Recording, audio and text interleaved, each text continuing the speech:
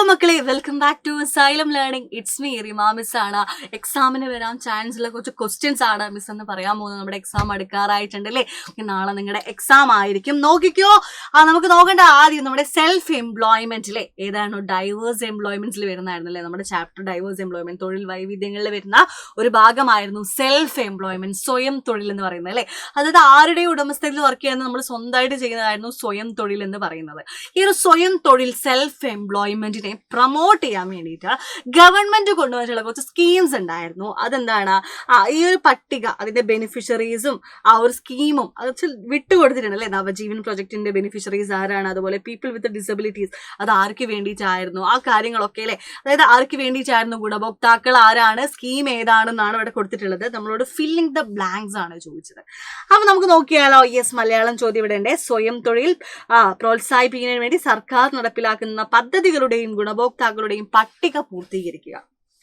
മക്കളെ, നവജീവൻ പ്രോജക്റ്റ് ആർക്ക് വേണ്ടിയിട്ടായിരുന്നു കൊണ്ടുവന്നത്? സീനിയർ സിറ്റിസൺ ആണ് അല്ലെ. ആർക്ക് വേണ്ടിയിട്ടാണ്? സീനിയർ സിറ്റിസൺസ്, അതായത് മുതിർന്ന പൗരന്മാർ അല്ലെ. മുതിർന്ന പൗരർ ആരാണ് ഈ മുതിർന്ന പൗരരിൽ വരിക? അതായത് 55 അല്ലെ, 55-65 പ്രായപരിധിയിൽ വരുന്ന മുതിർന്ന പൗരന്മാർക്ക് വേണ്ടി സ്വയം തൊഴിൽ അവർക്ക് സ്വയം തൊഴിൽ സ്ഥാപിക്കാൻ വേണ്ടിയിട്ട് ഗവൺമെന്റ് കൊടുത്ത സ്കീമായിരുന്നു ഏതടാ? നവജീവൻ പ്രൊജക്ട്. അതുപോലെ പീപ്പിൾ വിത്ത് ഡിസബിലിറ്റീസ്, ഭിന്നശേഷിക്കാരെ ആളുകൾക്ക് വേണ്ടിയിട്ട് ഗവൺമെന്റ് കൊണ്ടുവന്നിട്ടുള്ള സ്കീമായിരുന്നു എന്തടാ? കൈവല്യ. ഓർക്കുന്നില്ലേ നിങ്ങള്? കൈവല്യ. ഓക്കെ, കൈവല്യ ആണ് കൈവല്യ. അതുപോലെ ശരണ്യ ആർക്ക് വേണ്ടിയിട്ടായിരുന്നു? സ്ത്രീകൾക്ക് വേണ്ടിയിട്ട് അല്ലെ. വുമൺസിന് വേണ്ടിയിട്ടാണ്. ഓക്കെ, സ്ത്രീകൾക്ക് അല്ലെങ്കിൽ വനിതകൾക്ക് വേണ്ടിയിട്ടാണ് അല്ലെ. വനിതകൾ. ഓക്കെ, അപ്പൊ ഈ ഒരു ചോദ്യം എന്തായാലും പഠിച്ചു വെച്ചോ. എന്തായാലും ഈ ഒരു ഭാഗത്തു നിന്ന് നിങ്ങൾക്ക് ചോദ്യം വരാൻ ചാൻസ് ഉള്ളതാണ്. ഓക്കെ, അപ്പൊ എന്താണ്? സീനിയർ സിറ്റിസൺസിന് വേണ്ടിയില്ലേ നവജീവൻ പദ്ധതി വന്നു, വുമൻസിന് വേണ്ടി ശരണ്യ വന്നു, അതായത് പീപ്പിൾ വിത്ത് ഡിസബിലിറ്റീസ്, ഭിന്നശേഷിക്കാരായ ആളുകൾക്ക് വേണ്ടിയിട്ടാണ് എന്ത് വന്നത്? കൈവല്യ വന്നത്. ഓക്കെ, അപ്പൊ ഇതെന്തായാലും പഠിച്ചു വെക്കുക. അടുത്തൊരു ചോദ്യം ഇതാ. Which are the major handloom centres in Kerala? നമുക്കറിയാം കേരളത്തിലെ പ്രധാനപ്പെട്ട കൈത്തറി കേന്ദ്രങ്ങൾ എവിടെയൊക്കെയാണ് കൈത്തറി കേന്ദ്രങ്ങൾ ഉള്ളത്? ഇത് വേറൊരു ചാപ്റ്ററിലത്തെ ക്വസ്റ്റ്യൻ അല്ല. ഏതാണ്? Yes, clothing through the ages അല്ലെ. വസ്ത്രത്തിന്റെ നാൾ വഴികളിൽ നിന്നൊരു ആ ഒരു ചാപ്റ്ററിലൊരു ചോദ്യമാണ്. പ്രധാനപ്പെട്ട കൈത്തറി കേന്ദ്രങ്ങൾ എവിടെയൊക്കെയായിരുന്നു ഉള്ളത്? യെസ്, നമുക്കറിയാം നമ്മുടെ തിരുവനന്തപുരത്തെ ബാലരാമപുരത്തുണ്ടായിരുന്നു അല്ലെ. ബാലരാമപുരത്തുണ്ട്. പിന്നെ തൃശ്ശൂർ ജില്ലയിലെ കുത്താമ്പുള്ളിയിലുണ്ട് അല്ലെ. കുത്താമ്പുള്ളിയിൽ എന്താണ്? യെസ്, നമ്മുടെ ഈ ഒരു കൈത്തറി കേന്ദ്രങ്ങളുണ്ട്. അതുപോലെ കണ്ണൂർ ജില്ലയിൽ ഇവിടങ്ങളിലൊക്കെയാണ് എന്ത് പ്രധാനമായിട്ടും എന്തുള്ളതാണ്?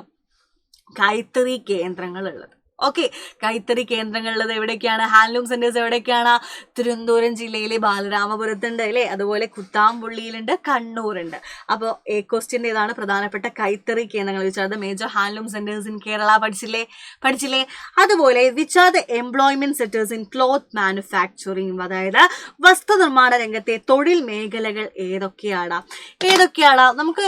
നമുക്ക് ഓൾറെഡി അറിയുന്നതാണ്. നമ്മുടെ എംബ്രോയിഡറി വർക്ക്സ് ഒക്കെ അല്ലേ, ഫാഷൻ ഡിസൈനിങ് പോലത്തെ ജോലികളൊക്കെ എന്താണ്? വസ്ത്രനിർമ്മാണ രംഗത്തെ തൊഴിൽ മേഖലകളാണ്.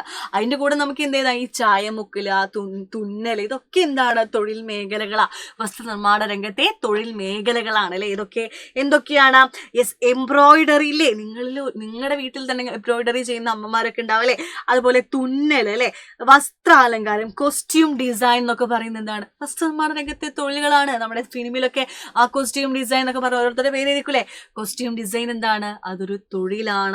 മറ്റൊന്ന് നെയ്ത്ത്, വീവിങ് അല്ലെ. വീവിങ് ഒക്കെ എന്താണ്? വസ്ത്രനിർമ്മാണ രംഗത്തുള്ള തൊഴിലാണ് അല്ലെ. അതുപോലെ സ്പിന്നിങ് എന്താണ്? നൂൽബ. പിന്നെ യെസ്, ചായമുക്കല്, ഡൈയിങ് ഒക്കെ എന്താണ്? യെസ്, അതൊക്കെ വസ്ത്രനിർമ്മാണ രംഗത്തുള്ള തൊഴിൽ മേഖലകളാണ് അല്ലെ.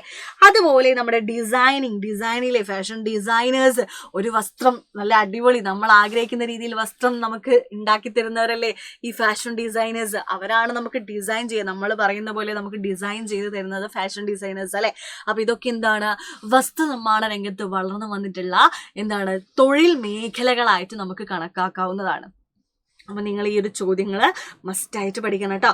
അപ്പോൾ ആദ്യത്തേത് നമ്മുടെ എന്താണ്, യെസ്, ഡൈവേഴ്സ് എംപ്ലോയ്മെൻറ്റ്സിൽ വരുന്നതായിട്ടുള്ള സെൽഫ് എംപ്ലോയ്മെൻറ്റിനെ പ്രൊമോട്ട് ചെയ്യാൻ കൊണ്ടുവന്നിട്ടുള്ള പദ്ധതികൾ മസ്റ്റായിട്ട് പഠിക്കണം. Then handloom centres in Kerala, അതും മസ്റ്റ് സ്റ്റഡിയാണ്. ദെൻ ലാസ്റ്റ് പറഞ്ഞത് നമ്മുടെ ക്ലോത്തിങ്ങിൽ, അതായത് വസ്ത്രനിർമ്മാണ രംഗത്ത് വന്നിട്ടുള്ള തൊഴിൽ മേഖലകൾ ഏതൊക്കെയാണ്, അതും നിങ്ങൾ നന്നായിട്ട് പഠിച്ചു വെക്കുക. ഓക്കെ, അപ്പോൾ ഇതേപോലത്തെ വീഡിയോസായിട്ട് മിസ് ഇനിയും വരും മക്കളെ. Bye guys.